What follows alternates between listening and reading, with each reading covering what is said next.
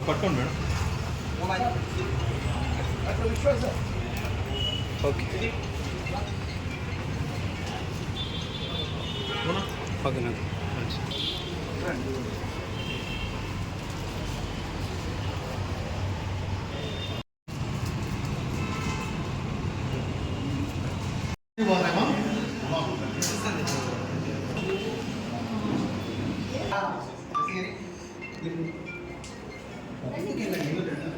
ఇక్కడ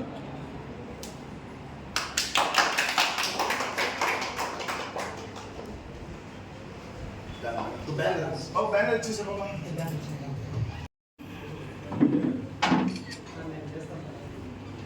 మీరు షర్ట్ ఇస్తారా మేడం?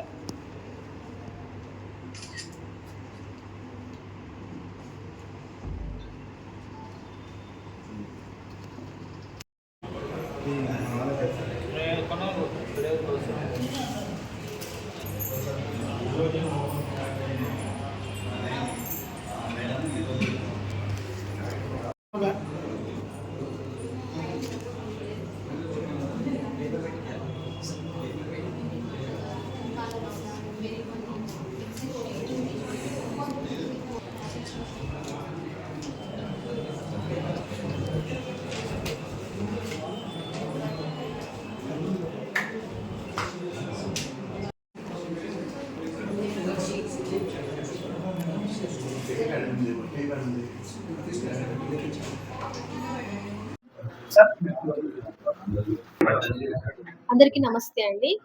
నేను డాక్టర్ సృజన. నేను ఒక ఎండీడీఎం రుమటాలజిస్ట్‌ని. రుమటాలజీ అంటే కీళ్ళవాతంకి సంబంధించిన ఒక స్పెషాలిటీ. కీళ్ళవాతం అంటే అందరికి జాయింట్ పెయిన్స్ మాత్రమే ఒక ఐడియా ఉంటుంది. కానీ కీళ్ళవాతం అంటే మీకు బాడీలో ఉండే ప్రతి ఆర్గాన్ సిస్టమ్ అంటే మీ మనకు హార్ట్ కానీ, లంగ్స్ కానీ, కిడ్నీస్ కానీ, నర్వ్స్ కానీ ప్రతి ఆర్గాన్ ఎఫెక్ట్ అవుతుంది. సో చాలా మందికి దీని గురించి ఐడియా లేదు. కీళ్ళవాతం అంటే జస్ట్ జాయింట్ పెయిన్స్ అనుకుంటారు. మీరు కీళ్ళవాతంకి ఫర్ ఎగ్జాంపుల్ రుమటాయిడ్ ఆర్థరైటిస్ అనే పేరు వినుంటారు. ఈవెన్ రుమటాయిడ్ ఆర్థరైటిస్‌లో కూడా మనకు జాయింట్స్ కాకుండా మిగిలిన ఆర్గాన్స్ అన్నీ కూడా ఎఫెక్ట్ అవుతాయి. అందరూ మనకు నొప్పులు, నొప్పులని మాత్రమే అనుకుంటారు. కానీ లోపల ఉండే అవయవాలు కూడా ఎఫెక్ట్ అవుతాయి. అవన్నీ కూడా చూసుకొని ట్రీట్‌మెంట్ తీసుకుంటే ఏంటంటే కీళ్ళవాతాలనేవి దీర్ఘకాలిక వ్యాధులు. సో మనకి లైఫ్ లాంగ్ ఉంటాయి ఇవి. ఇంకా రీసెర్చ్‌లు జరుగుతున్నాయి. కంప్లీట్‌గా క్యూర్ రావడానికి. అది ఇంకా రీసెర్చ్ ప్రాసెస్‌లోనే ఉంది. ప్రస్తుతానికైతే కీళ్ళవాతం వచ్చిందంటే కంటిన్యూ‌గా మందులు వాడి జబ్బుని మనం కంట్రోల్ పెట్టుకోవచ్చు. సో, కరెక్ట్‌గా మనకు జబ్బుని అసెస్ చేసి అంటే మీకు ఎంత సివియర్‌గా ఉంది, అది టెస్ట్‌ల ద్వారా, ఎక్స్‌రేల ద్వారా, స్కానింగ్‌ల ద్వారా చూస్తారు. తర్వాత దాన్ని బట్టి మనకు ఎంత అమౌంట్ ఆఫ్ మెడిసిన్ కావాల్సుంటుంది. మనకు ఓన్లీ టాబ్లెట్సే ఉన్నాయా? ఇంజెక్షన్స్ ఉన్నాయా? ఇవన్నీ కూడా అంటే అవసరాన్ని బట్టి పెడతారు. ఇప్పుడు ప్రీవియస్‌గా అంటే మనకొక 20 సంవత్సరాల కింద మనకు కీళ్ళవాతం అనే దాని గురించి ఒక ఐడియా లేదు. దానికి ప్రాపర్ ట్రీట్మెంట్ కూడా లేదు.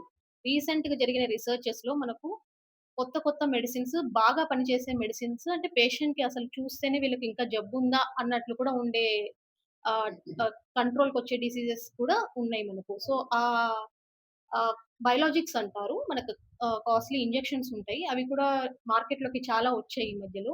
సో, వాటి వల్ల ఏంటంటే పేషెంట్‌కి కంప్లీట్‌గా మనకు డిసీజ్ పూర్తిగా కంట్రోల్‌కొచ్చేసి అందరూ ఎలా లైఫ్ లీడ్ చేస్తారో అట్లా హ్యాపీగా లైఫ్ లీడ్ చేసే పరిస్థితి కూడా వచ్చింది. సో, దీంట్లో ఏ ఏ జబ్బులు రావచ్చు అంటే మనకు రుమటాయిడ్ ఆర్థరైటిస్ అని వినింటారు. అది కాకుండా ఇంకా psoriatic arthritis, ankylosing spondylitis, vasculitis అంటారు. ఎస్ఎల్ఈ అనేది కూడా ఇంకొక ముఖ్యమైన మనకు ఆటోఇమ్యూన్ డిసీజ్. ముఖ్యంగా ఇది మనకు ఆడపిల్లల్లో అంటే 15-45 ఇయర్స్ మధ్యలో ఉండే వాళ్ళలో ఎక్కువ వస్తుంటుంది. సో, ఈ ఎస్ఎల్ అనేది కూడా మనకు స్కిన్‌కి ఎఫెక్ట్ అవుతుంది. హెయిర్ ఎఫెక్ట్ అవుతుంది. కిడ్నీకి ఎఫెక్ట్ అవుతుంది.